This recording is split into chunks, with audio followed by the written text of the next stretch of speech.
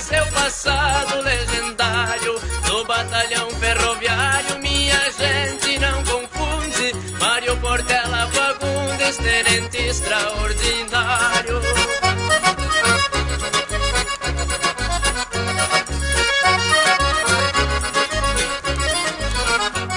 Morreste na Mata Virgem, talvez com sede e fome. Hoje só resta seu nome dentro do livro da história.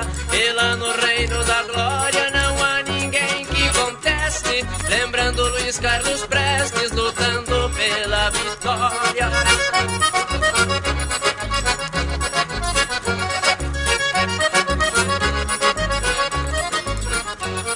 Morreu ali no Rio Pardo, pertencendo a Palmitinho. É um município vizinho ao qual a história pertence. Jaz ali um pelotense, marca do lado direito, merece todo o respeito deste povo rio-grandense.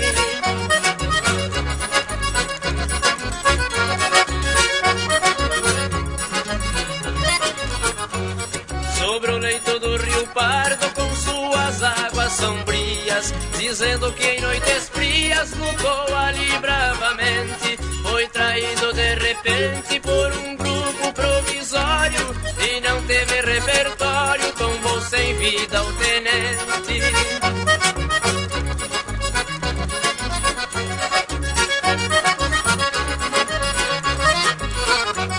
Passando o Rio Guarita, segue em frente os pedestres, no cemitério dos Prestes, onde repousa a Portela. Não há coroa nem vela que marque o fim de uma vida, só uma cruz carcomida que ficou por sentinela.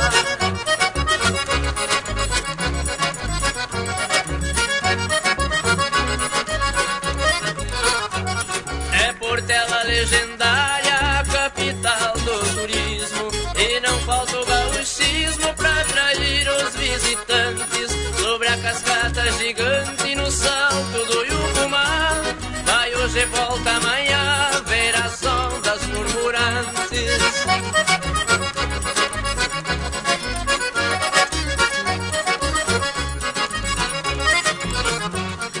É sobre o leito do rio que esta história termina. Entre Brasília e Argentina há muita paisagem bela, principalmente aquela que não sai do pensamento, escrita no monumento na Praça Mário Portela.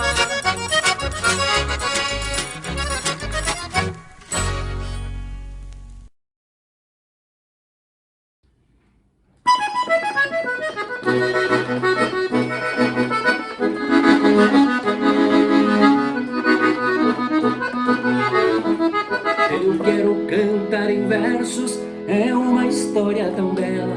Quem não conhece Portela, seu passado legendário, do batalhão ferroviário, minha gente não confunde, Mário Portela Fagundes, tenente extraordinário. Que beleza, meus amigos. Aqui quem fala é o Magrão. Me passa um filme na cabeça ouvindo essa canção e também assistindo ao videoclipe que foi criado pela Liliane, uma acadêmica aí da cidade de Tenente Portela. E eu recebi esse convite maravilhoso do meu querido amigo Bugio, e que hoje está sendo lembrado o Barbacoado Tico Lima, né? Deve com certeza ser um personagem do início da fundação do município. Então fico muito feliz de estar participando, né? Eu que tenho uma certa ligação com o Tenente Portela, porque além de ser de Campo Novo, sou nascido em Campo Novo, mas meu pai, Estevão Knopp, foi patrão do CTG Sentinela da Fronteira. Então eu seguidamente ia visitar minha família aí em Tenente Portela. Tenho muitos amigos ainda aí, né? Faz muito tempo que eu não vou na região aí. Mas eu vou pedir aqui que o meu amigo Bugio, que hoje está no Mato Grosso, conte um pouco a história do Barbacoado Tico Lima, né, para todos vocês. Essa música eu gravei falando sobre Tenente Portela, é uma letra do Didi, do Leodir, e com música minha. Eu tinha 16 anos na época, mas com muito orgulho foi a primeira música que me projetou na minha carreira artística aí até agora, tá bom? Um grande abraço, sucesso, parabéns pela live. Vem, Bugio, conta a tua história aí.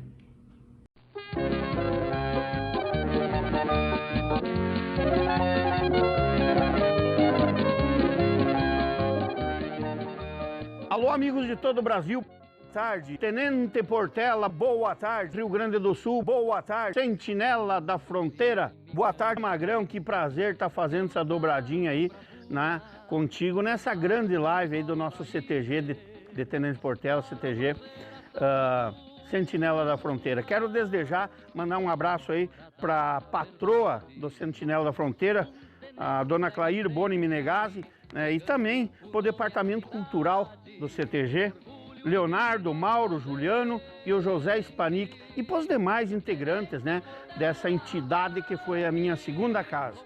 Foi aí que tudo começou, foi aí que eu comecei a minha carreira artística e hoje como apresentador do programa Do Jeito do Sul.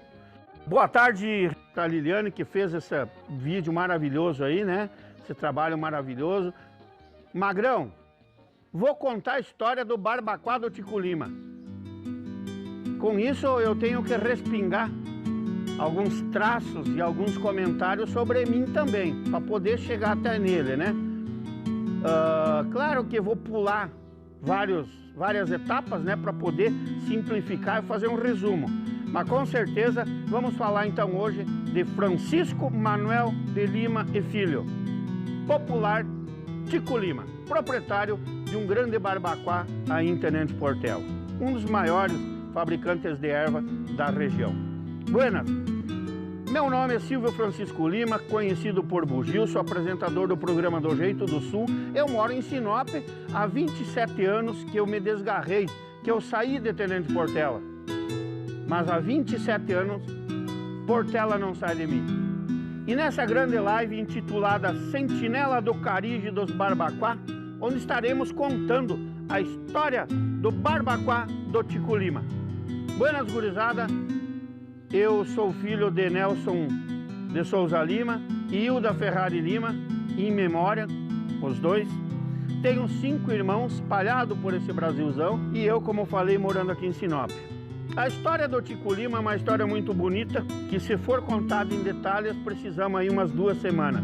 Mas eu vou resumir. Tico Lima era proprietário de um dos tantos barbacoás que havia na região de Tenente Portela e estava situado na Rua Taquaralisa, conhecido popularmente como Rua Taquaralisa, hoje Rua Francisco Manuel de Lima e Filho.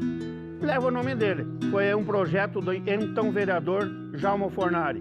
Quero dizer que essa rua Arthur Ambros começa entre a prefeitura e a antiga Saracura, desce 2 quadras e daí começa a Francisco Manuel de Lima e Filhos, sentido a Socapo, para quem conhece.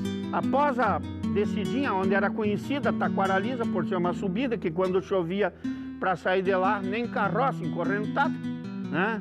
Logo aí à esquerda era a Posse dos Lima, onde existia o barbacoa do Tico Lima. À direita, a Posse dos Caxambu, onde hoje é o bairro Caxambu.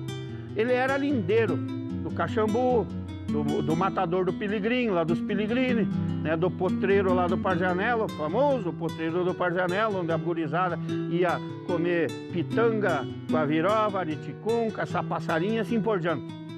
Lindeiro também lá com o seu Urbano, com o seu Ciro, com o seu Carnel, né, Generino Carnel, seu Ciro Piscinino, Urbano Piscinino.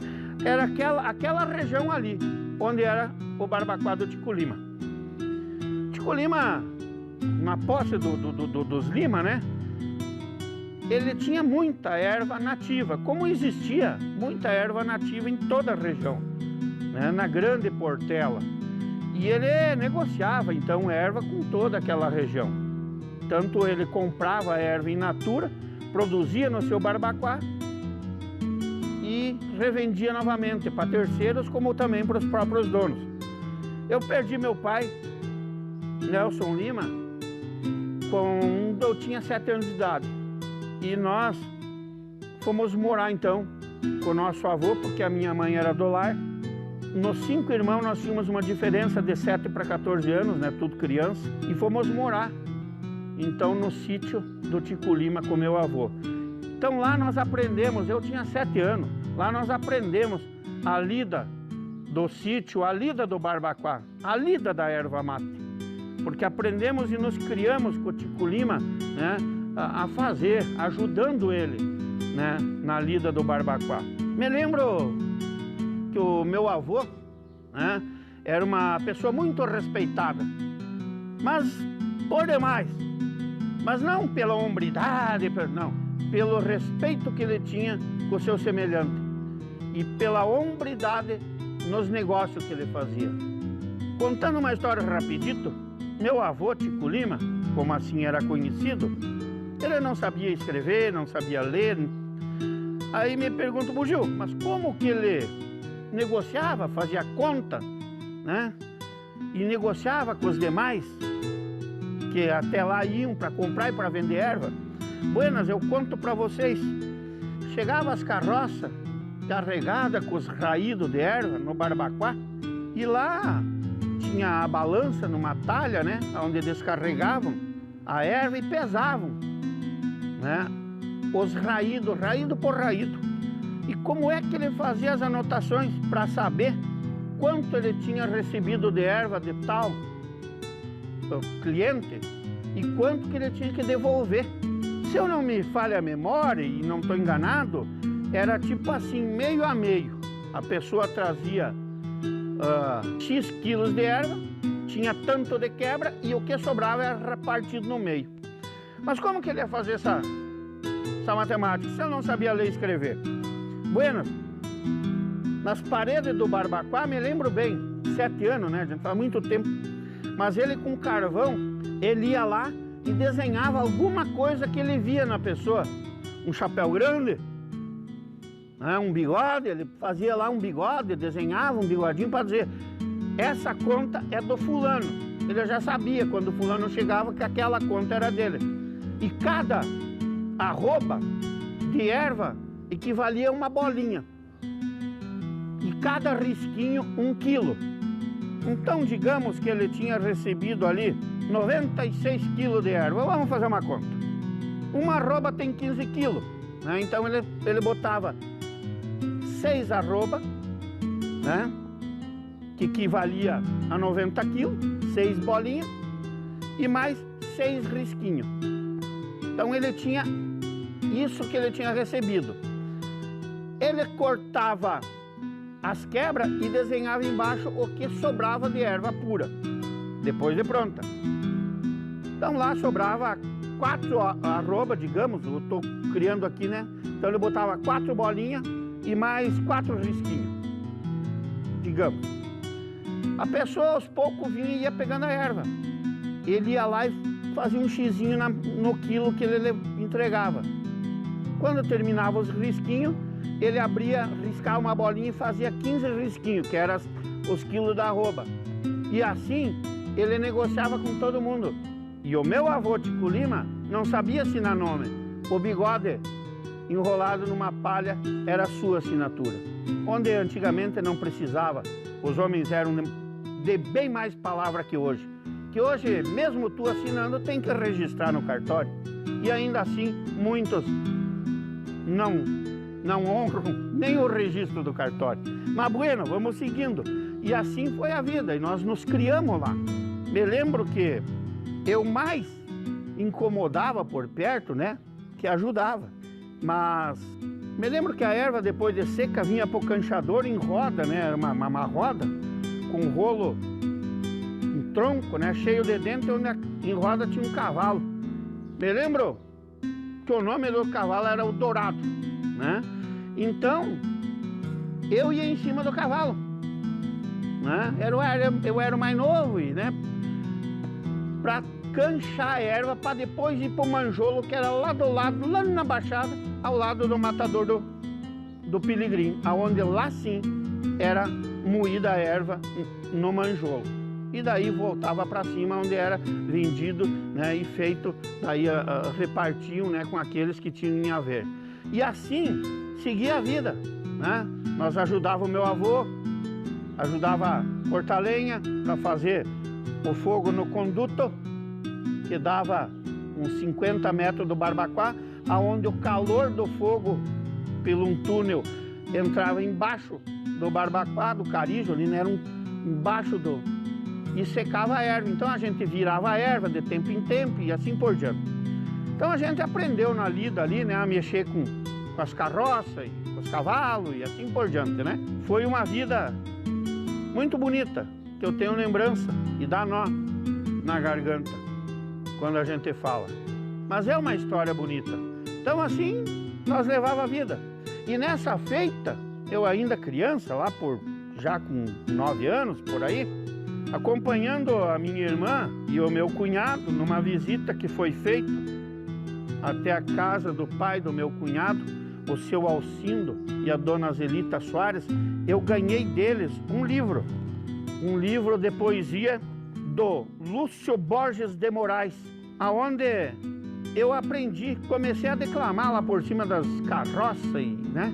Comecei a declamar uma poesia chamada Os Grandes Não Morrem. É uma poesia que fala de Tenente Portela. E quando eu voltei pro sítio do meu avô, com aquele livro, eu passava no lombo, né, do Dourado ali, decorando e declamando para os demais trabalhadores, para os demais, o pessoal do Barbacoa ali, né? E todo mundo me aplaudia, e assim eu fui indo. Foi aonde eu comecei a declamar, e na escola Cléia Salete d'Alberto, que antes não era esse nome, houve um concurso dentro da escola e eu levantei o primeirão, fui campeão da escola. Aí eu fui competir lá no clube, saiu um circuito do município, campeão. Aí nós fomos disputar o regional, foi na cidade de Vista Gaúcha, fui pelas mãos do professor Pompeu do Amaral, se não me engano, e eu competindo aí com toda a região, Santo Augusto, Bicaco, Campo Novo, tinha lá, e eu solito. Me lembro até hoje que o professor Pompeu me falou, Piá, sobe lá, se tu ganhar, ganha um pastel e uma Coca-Cola. Pronto, tava dado o pontapé para mim ser o campeão regional com a poesia Os Grandes Não Morrem. E fui campeão. Me levantei a penca e mostrei que ali nascia um grande declamador. E eu me embolhei na vida e não parei mais até hoje. E continuei lá, na lida, né, do Tico Lima, no Barbacoa, declamando sempre por cima lá e assim vai, coisa e tal. Ajudando no pilão socar erva, porque o manjolo às vezes não vencia, ou estragava o manjolo, nós tínhamos que ir pro pilão, né? 4, 5 ali, ó. 3 mãos de pilão junto num pilão só, quando um cansava entrava o outro, assim por diante. E uma outra história do Tico Lima vou contar aqui para vocês, e muitos aí vão se lembrar, era do manjolo do Tico Lima. Porque a quilômetros longe tu escutava o rangido do manjolo quando eu levantava o braço e caía, e batia no chão, né? Dava aquele rangido e dava o barulho da batida no chão. Então meu avô podia estar dormindo que ele escutava, tá? O manjolo está trabalhando. E geralmente ao sábado de tarde, domingo, a gurizada aí do centro, mas, né, desciam para os potreiros, atrás de pitanga, atrás de guavirova e coisa e tal. O que faziam? Iam lá no manjolo do Tico Lima. E pra coisa de moleque, né? Quando erguia o braço, eles iam com um pedaço de pau lá e trancavam e calçavam. E o meu avô já, opa, aconteceu alguma coisa. Já descia correndo tudo, a gurizada virava em perna no meio dos potreiros, né? E ele destrancava. Me lembro uma certa feita que ele imaginou hoje, era um sábado, né? Hoje a gurizada vem, era todo sábado, né? Ele arrumou o 3 tentos que batia na bota aqui, estava feito a folia, e desceu no manjolo e ficou escondido atrás da porta. Mas não deu outra, dali uns 30 minutos mais ou menos, entrou uma meia dúzia de moleque para trancar o braço do manjolo. Eu me lembro que ele falou que não bateu em nenhum, porque se batesse com uma daquela lá, ai, né? Mas ele dava-lhe planchaço nas paredes e a molecada tinha só um vãozinho onde que era o braço do manjolo que saía na queda d'água. Ali cruzou gordo, magro, cruzou todo mundo, né? Foi um tendel, nunca mais. Então essas histórias do Tico Lima aí, né? Que prazer, gurizada. Então aí foi um dos barbacoás que existia na nossa região, na região do Tenente Portela. É um prazer ter contado aí para vocês, foi feito um esboço, né? sobre o Ticulime, sobre a minha história rapidona, né? Porque dali para frente eu comecei a declamar pro Sentinela da Fronteira. Aonde tem aí, vou passar umas fotos aí de vocês, aonde eu tô declamando aí numa missa crioula do Padre Paulo Aripe, né? Onde eu abri a missa rezando, fazendo a poesia Reza de Peão. Uma poesia, uma foto que eu tenho aí no Galpão Crioulo do CTG, juntamente com o Tibair, finado Tibair, meu amigo Lúcio Adalberto Mota, vermelho, finado. E com certeza o dia que eu partir daqui eu quero fazer uma visita para vocês dois lá em cima, né? Meu amigo Sargento Horácio tá nessa foto, e eu estava amadrinhado pelo compadre Pedro Botega nos teclados. E eu não me lembro a poesia que eu estava declamando, mas enfim, para mostrar um pouco da minha história na poesia em se falando do Sentinela da Fronteira. Mas eu, para encerrar minha prosa, minha conversa, eu vou declamar para vocês essa poesia que foi a primeira poesia minha, de Lúcio Borges de Moraes, intitulado Os Grandes Não Morrem. A poesia que eu fui por longo tempo campeão regional e de vários rodeios aí da nossa região. Vale do Alto Uruguai, limite do meu estado, sertão bravio do passado, onde só existiam as feras. Naquelas passadas eras, passou ali, arrombando o mato, o chimango e o maragato, onde tombou alguns cueras. Revolta se repetiam naquele tempo distante. 22 houve um levante, época brava era aquela, e o movimento em tela eu relembro com afinco que no ano 25 tombou Tenente Portela, um oficial do exército morto às margens do Pardo. Respeito por ele eu guardo, mesmo em sendo idealista, embora seja mal vista, as causas dos revoltosos é o próprio dos corajosos morrer em prol de conquista. Escreveu com o seu sangue aos anais a nossa história, em respeito à sua memória guardada para a eternidade. A uma localidade foi posto o seu nome honrado, e o progresso acelerado transformou em grande cidade. Hoje Tenente Portela tem seu nome em tudo expresso, porque a senda do progresso que tudo se faz sentir, e para mais progredir tem administração, tem povo, tem tradição, que tudo ajuda a subir. Há dias fui numa festa naquela localidade. Eu vi que a hospitalidade delira uma criatura, o carinho, a ternura, a acolhida do prefeito no prédio da prefeitura. Cordialidade como essa nunca mais a gente esquece. E o nome de um lugar cresce, é assim, dessa maneira, com gente hospitaleira fazendo recepção. E o centro de tradição, Sentinela da Fronteira. A tradição e o civismo estavam lá, lado a lado. O povo todo empolgado com o sexcentenário, lembrando o ato lendário, porque a pátria é independente, e quando o herói Tiradentes foi conduzido ao Calvário. De tudo isso eu deduzi que quem é grande não morre. Assim como o tempo corre, o que é pequeno se some, a terra come, não tem escrito uma história, logo se apaga a memória, mas se cresce, deixa o nome.